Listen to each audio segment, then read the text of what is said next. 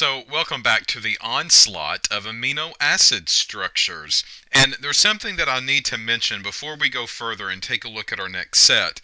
If you are working out of the 7th edition of the text, especially, maybe the 5th and 4th edition as well, I've just not checked it. But there is a table in the chapter that will list all of these amino acid structures that we are going over.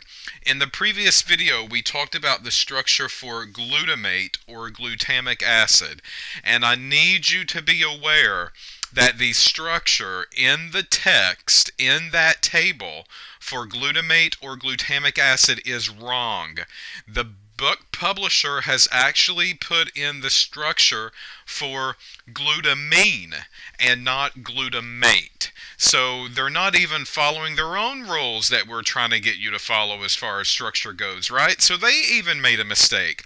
So if the textbook publisher can make a mistake, so can you. So maybe they need to take our advice and draw the structure 5 times all week long before they decide to publish an incorrect structure in their chapter. So please take a look at that structure, correct it if you need to.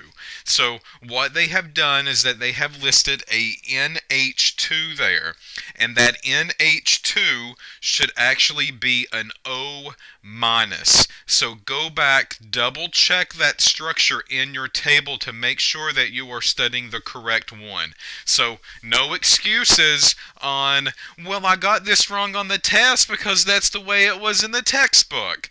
Well, I've just made you aware that the structure is wrong. So if you've watched the videos, you know the right structure. If you've listened to this video, well, you know that there's a problem with the table. So I will not give you points for drawing glutamine for glutamate just because you said that's how they did it in the textbook themselves.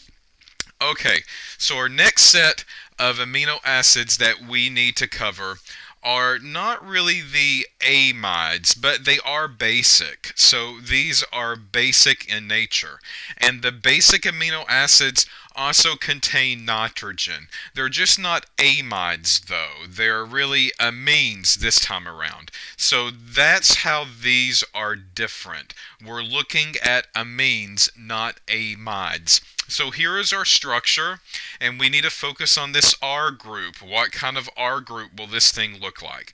Well, we're going to first start off with a CH2, CH2, CH2, CH2, and then NH3 plus. And the reason we do that is the same reason that we do this over here, right?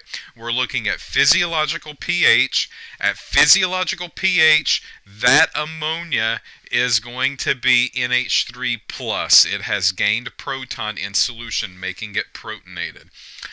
Alright, so what is the name of this structure? Well, the name of this structure is lysine, L-Y-S-I-N-E.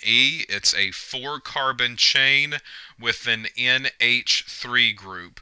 We call this the epsilon amino group.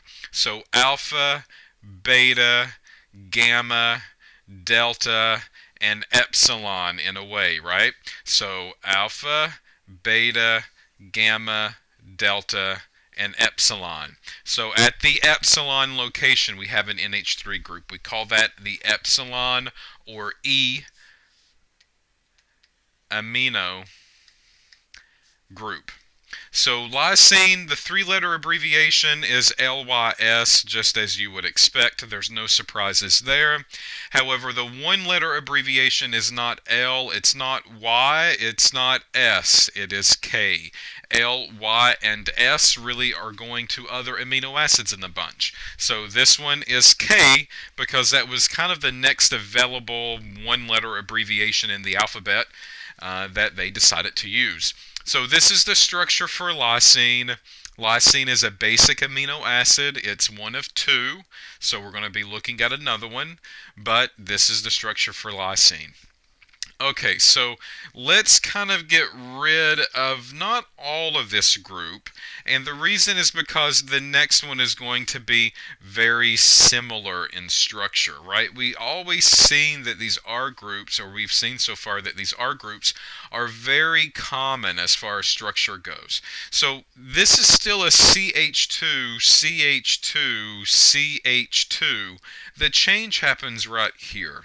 So we're just going to get rid of 3 of these carbons. And when I get rid of those 3 carbons, what I need to put on now is a nitrogen with a hydrogen, and then a carbon, and that is double bonded to an NH2 group, which is also protonated, and that is an NH2 group over here as well. So we get this kind of guanidino group. That's what this is called. It's actually the protein found in bat feces. So guanidino. So this is a delta guanidino, guanidino group is what that is called. So alpha, beta, gamma, and delta. On the delta, we get this group, and this group is called the guanidino group. Okay, what do we call that amino acid structure as a whole? Well, we call this arginine, A-R-G-I-N-I-N-E, arginine.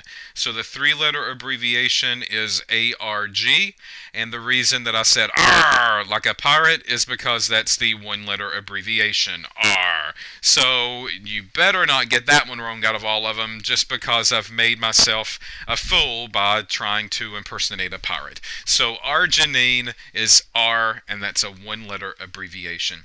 These are all of the basic amino acids. These are the only 2 that we will look at that basically have these basic groups on them, and that's lysine and arginine. So L-Y-S-A-R-G, K, and R. So those are the 3-letter and 1-letter abbreviations respectively. Okay, so this video will stop here.